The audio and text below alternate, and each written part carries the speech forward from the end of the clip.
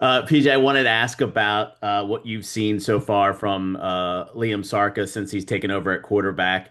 We talked a little bit about with this on Coach with Monday, but certainly their passing attack, total offensive numbers. They set a school record last week. What have you noticed from him as far as the at quarterback for Air Force? Yeah, I think he's got complete control and command of their offense in the run game, in the pass game, um, and um, I just am super impressed with the way that he plays the position. Not surprised whatsoever. I think they've always done an amazing job offensively. Um, a lot of respect for how they've um, developed players. The scheme that they present is challenging. They get the ball into their best players' hands. Um, I just really impressed with Zarka. I think he's a heck of a player, and he's one of several guys that really make them go. And they are an explosive offensive unit. A lot of times when we've talked about this matchup, we've talked about like eye candy and staying disciplined. Is that still something very appropriate when you talk about going up against Air Force? Absolutely. I mean, the eye discipline piece of things is always going to be a huge component and element to this. Generally the plays that we've given up over the years has been a loss of um, eyes. And it's a challenging thing. It's one thing to sit here and say it on a Zoom call, but then when um, the popcorn machine gets popping and there's things moving all over the place and the different ways that they present things, it's very challenging. For them, Kate Harris can, obviously sort of like what Eli does for us offensively, but you can get him, 25 rushing attempts, 16 receptions. Yeah, How do you go about how do you go about marking him as far as do you try to pay more attention to it, or is it more or less we're going to call our plays and we're going to play our way and we're going to let them sort of instead of letting them sort of dictate what you want to do defensively? I mean, you better know where he's at. That's for doggone sure. I mean, he's an exceptional player, and it has been for the last several years. He's just does a lot on the field, and like I mentioned earlier, they find creative ways to get him in the ball, much like Eli for us, and what Coach Cronick and those guys on the offensive staff do. So it's a challenge, and they move them all over the place, and um, do a good job trying to get him into favorable matchups for themselves. Thanks, Wags, Coach. Wags. Hey, PJ. Hey, Wags. So on the Air Force offense, talk to Drew Cronick about this. Just talk to Landon about it. But suddenly this season, there's new elements have appeared that are very similar, or are exactly the same, rather, as what Drew Cronick employs with his offense. I trust you've noticed that on film. I think there's a lot of really good things that they do, and a lot of really good things that our offense does. I think we'd um, be crazy not to think that we're not all looking at each other every single week to try to find out, what each other are doing, what we're having success doing, and see what fits, our style on both sides of the ball and on special teams. Wags, and there are certainly elements of that, and they're doing it really well. I think that there's one thing to, say, hey, we're gonna take a look at this because they did it, but then also be able to teach it, coach it, implement it, get it done. It's impressive. Plus, um, all the things that they've done for a long time. That they're running a lot of offense right now, like a lot of offense, there's a lot of different formations, run schemes, plays. Motions, all different types of things going on out there. They're doing it at a really high level. It's impressive.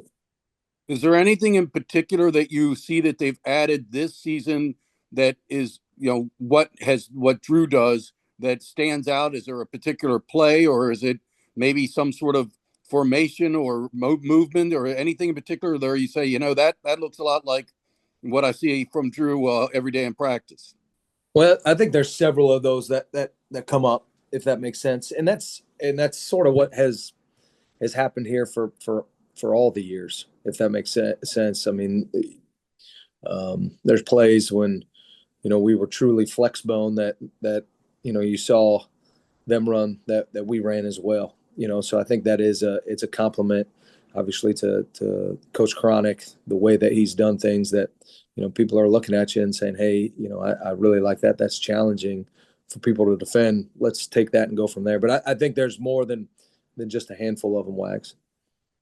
So in that regard, I mean, are you maybe better prepared? Some of other Air Force's opponents early had not seen these elements before from Air Force, but you see it every day in practice. So do you feel like that enables you to be better prepared to defend Air Force, having the fact that some of what they're doing now is something you see routinely?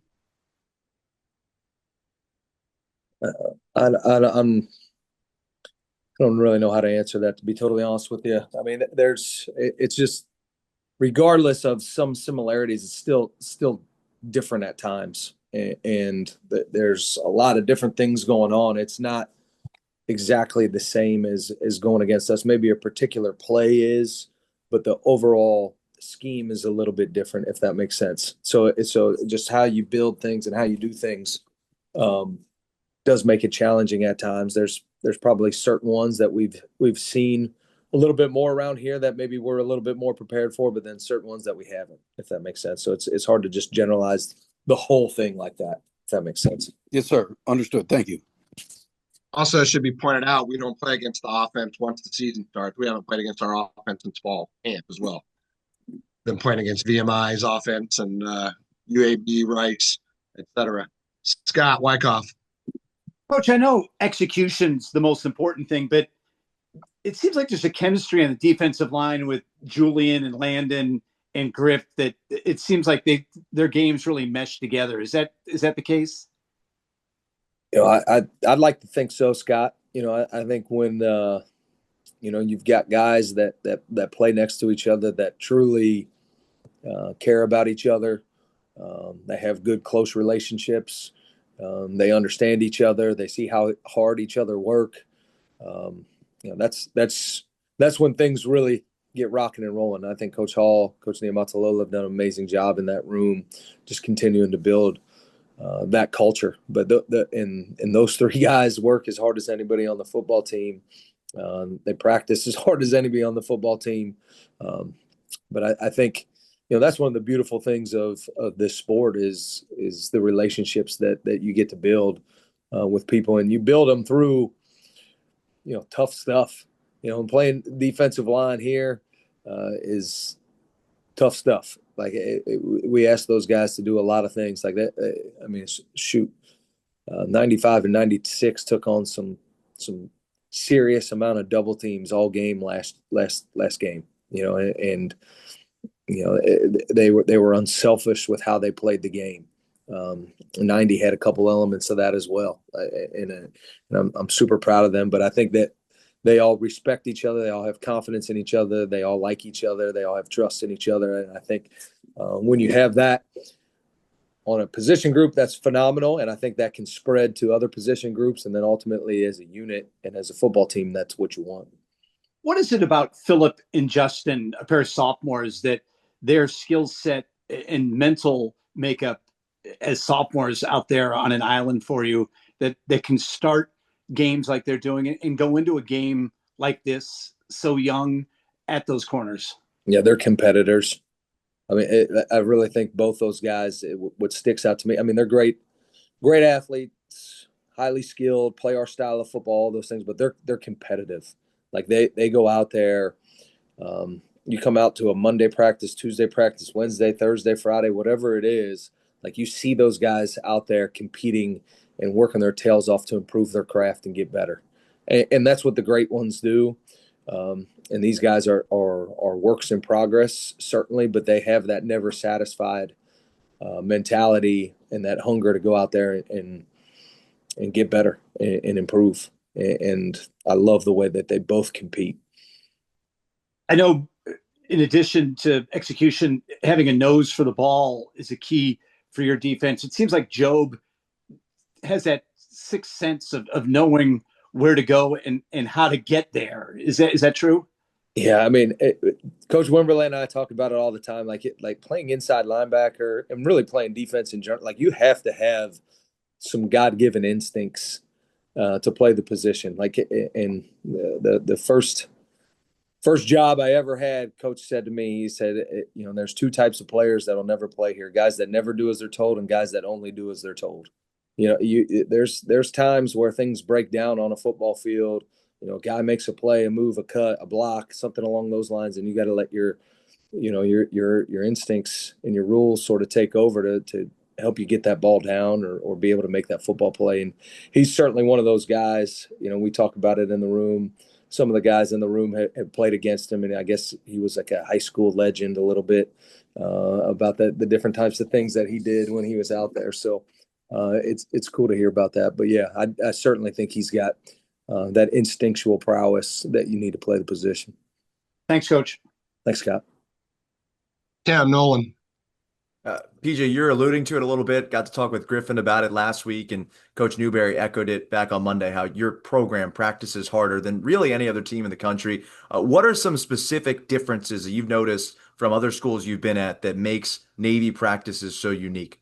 Well, I think there's a lot that go into it, Tim, and the culture is here. You go hard or you don't go at all. And guys go hard here. Like every single practice we go out there, it is extremely physical. And I think Coach has done an amazing job putting the schedule together where we're able to go out there, we're able to play really, really physical at practice. The tempo at practice is extraordinary. Like there's not wasted time. I think,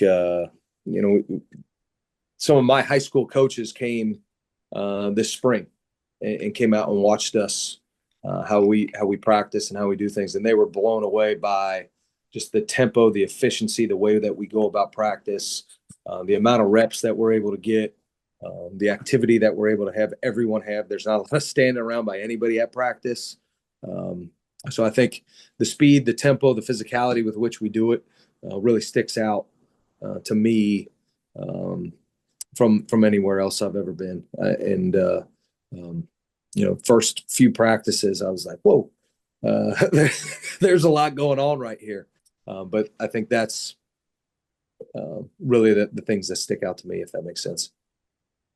Seth English in his second career game posting 6 total tackles. What did you like from him coming down and filling against the run at safety? Yeah, he made some nice plays, doing that, being where he's supposed to be when he's supposed to be there. I think his eyes were right. Obviously, he's a big, longer body, and that obviously helps at times for him to be able to get down there and cover people up and do those things. Love the way that he got up with some enthusiasm after making a few of those plays as well. I think the teammates were really excited for him.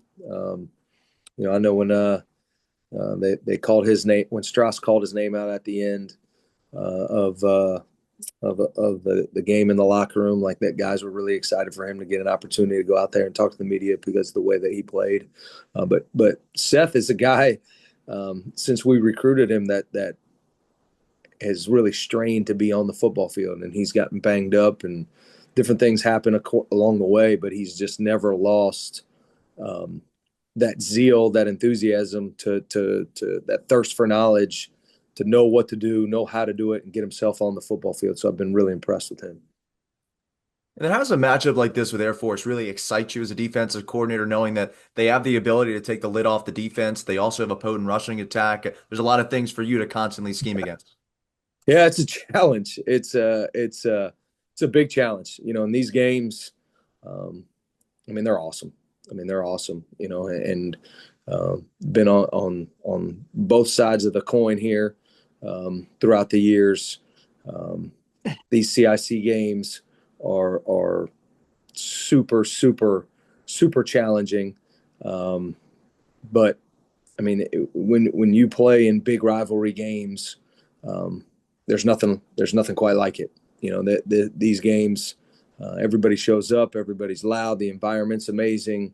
The detail that goes into the game plan, the detail that goes into the fundamentals, the execution, all those things, the effort on both sides is absolutely phenomenal, and have nothing but respect for the way those guys, go about their work and how they do the things. It's a major challenge.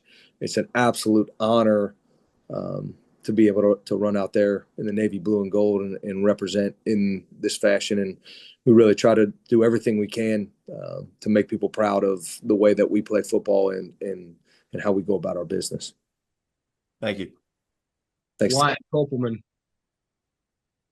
Hey, PJ, why do you think Mark Anthony settled into his role as a starter so well in his sophomore year with the career game he had on Saturday? Yeah, he's really, really hungry, Wyatt. Like, he is a guy, I mentioned before, which, the guys that generally show up every day and play, like, have that never satisfied attitude. And I think one of the things with Mark that I absolutely love, I wish I could have a little bit more of it myself, is never too high, never too low. He's able to stay even keel, and just play every play 1-0. And he plays every play like the game depends on it. So I think, for him to be able to do that at a young age is impressive. He carries himself in terms of mentally at a much more mature level than a lot of different sophomores do, and that's part of it now. And he's physical, man. He's an animal on the field. That all goes into it too. Like, it's not just the mental aspect, but I think he's the complete package, and he's just going to continue to get better and better. Did you realize this potential when he first stepped foot on campus, especially him being a linebacker, and you've had such a history of coaching linebackers over the years? Yeah, it didn't take long. Once he got here, plebe summer's a little challenging sometimes. They lose their legs. It takes a little bit of time for him to start to get those back. He probably got his back a little quicker than most. The way he operated in drills and special teams, was able to see a lot of those things individual before he started getting a ton of reps. And then he was really impressive in the meeting room. And quickly, he starts to get a few more reps, and he doesn't make the same mistake twice. And for a young guy to take and process information, then be able to put it back on the field, I was really impressed with him. So pretty quickly, that's why he jumped up the depth chart, and he played behind Colin Ramos, who was an outstanding player here, two-time first-team all-conference, and Mark went in and spelled him, and there was no drop-off in play. So we were fixated on him pretty quickly that he had an opportunity to be a doggone good one, and he's just getting started. What do you think will be the key to containing Air Force's ground attack with the effective run defense you've gotten so far? Yeah, I mean, we've got to play with great effort, leverage, physicality, block destruction, and tackling. Like, it is critical for us to do those things, and they make it a challenge. They make it really, really hard, but they're fighting for leverage. We're fighting for leverage. They're fighting to block us. We're fighting to block destruct. They're trying to break tackles. We're trying to tackle. Like, it is a constant battle. And it's in the box and it's in space, so there's just an element of competing for every single inch out there that is extremely important. Thank you, PJ. Thanks, Wyatt. All right, we'll make one more trip around. We've got about 11 minutes, so we'll do 2 questions each. Joe Miller. Hey, Coach, I asked Coach about Adam Klink on Monday, and I just wanted to follow up with you. And it's tough because it's not like Luke's not having a great season as well. How do you figure out to get those guys, on the field at the same time, or how do you get Adam Klink more involved? Because I thought he was phenomenal in the last game. Yeah, I mean, he had whatever it was, 4, 5, 6 tackles and 14 reps.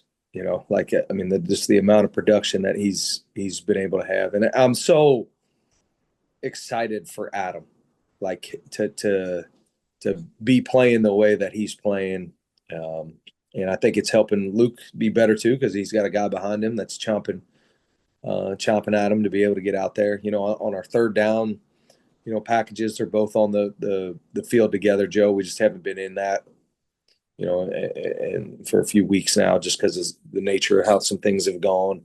But it's a good problem, is when you have guys that practice their tails off and play their tails off that deserve more and more time.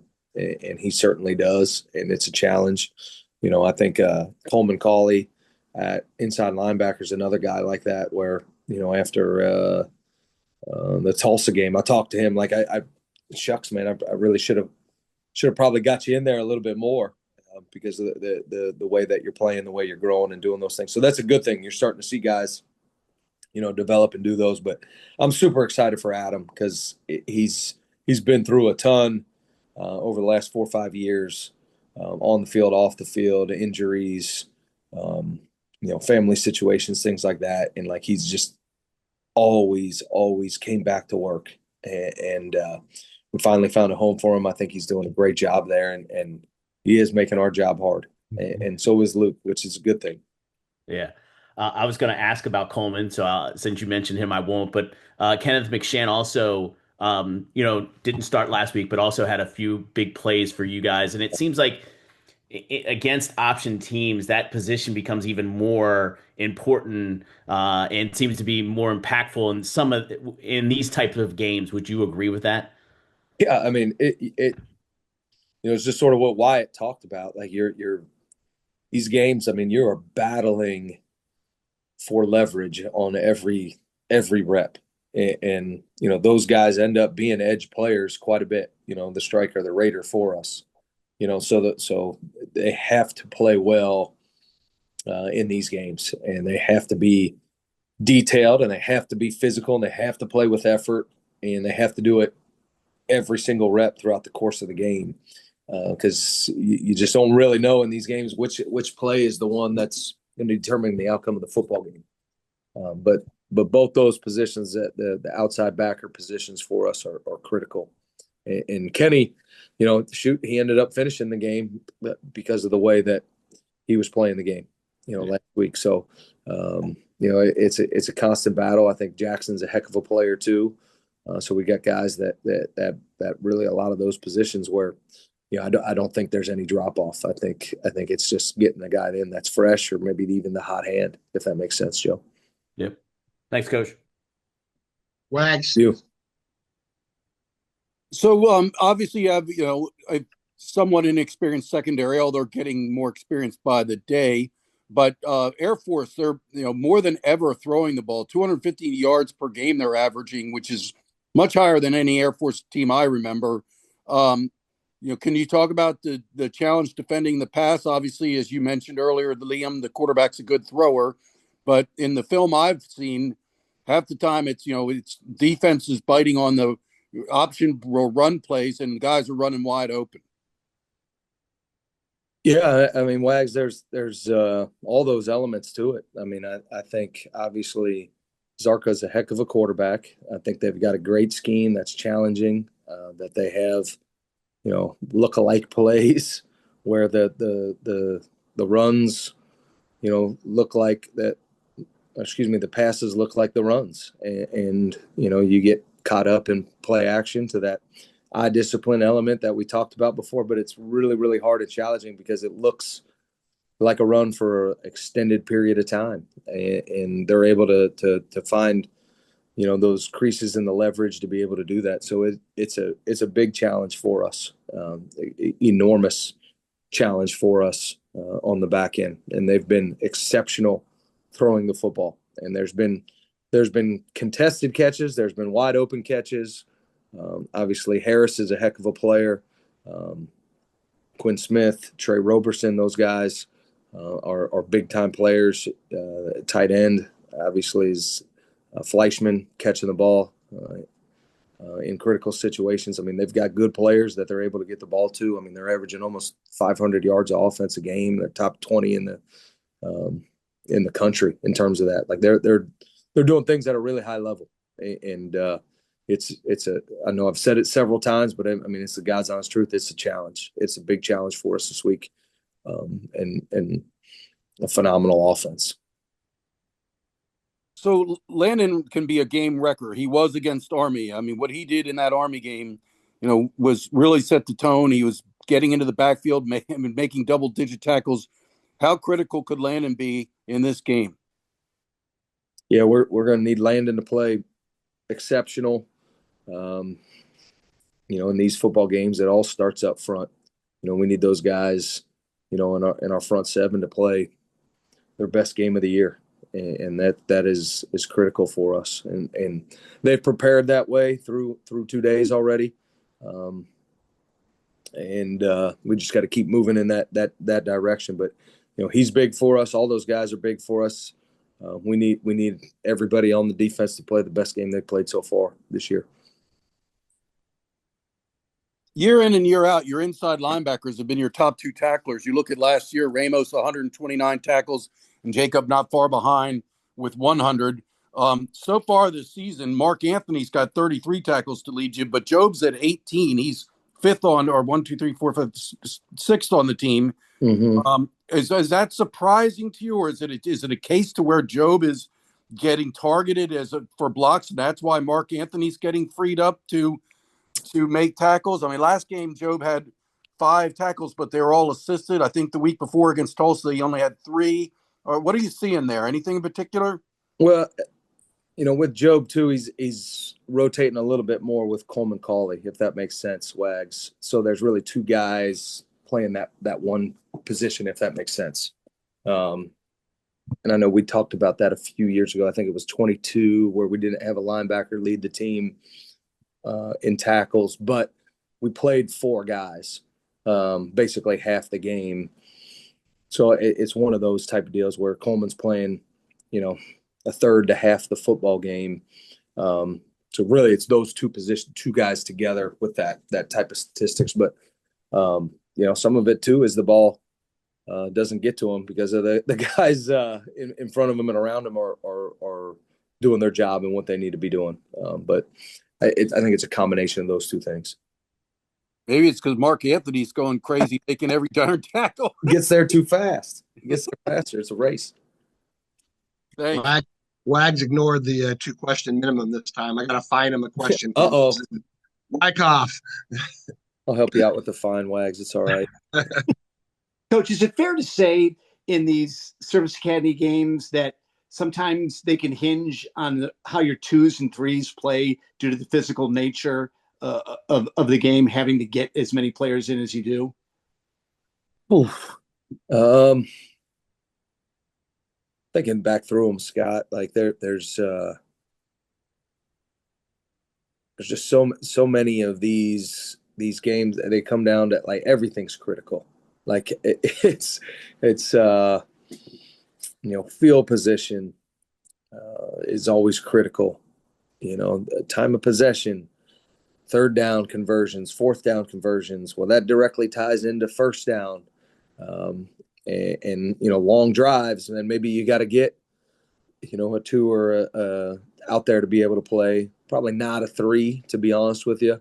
And shucks, in 2019, Diego Fago went down in a game, and we had to bring in a 2 in a critical situation and play out that series, and we were able to hold them to a field goal. That type of stuff. So I think just in games like this, I mean, everything gets magnified a little bit, whether you're, and we talk to the guys, man, if you're out there, you're a starter.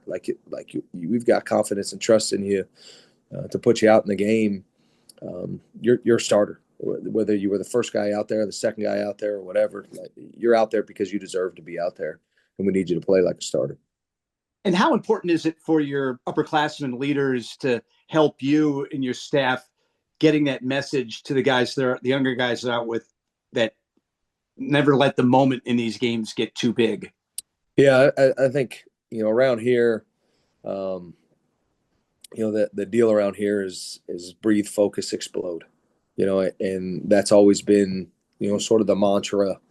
And I think that the guys, whenever you have a teammate that's been there before or been in that element before or played in these football games before, like it just helps, put your mind at ease a little bit, for the magnitude of the game. And I think it's real critical for our guys to understand, like, obviously, it's a rivalry game and all those types of things, but if we truly practice the way that we talk about practicing, if we truly go and play every game the way that we talk about playing, like, these things begin to take care of themselves, if that makes sense. You don't make the moment too big, because the moment knows whether you've put in the work, whether you've put in the time, whether you've done those things. The moment knows whether you haven't as well. So and there's really only one way to play the game. And if you're playing and practicing and going to meetings with that intent all the time, that becomes the norm, that becomes the standard, and that helps prepare you to be successful. And ultimately, our confidence is through our preparation. Great. See you at practice. Thanks, Scott. See you there. All righty, guys. We're out of time. Thanks a lot, Coach Volker. Appreciate you guys. Everyone. We'll see you at the game see you at practice tonight if you're coming, or otherwise we'll see you on Saturday.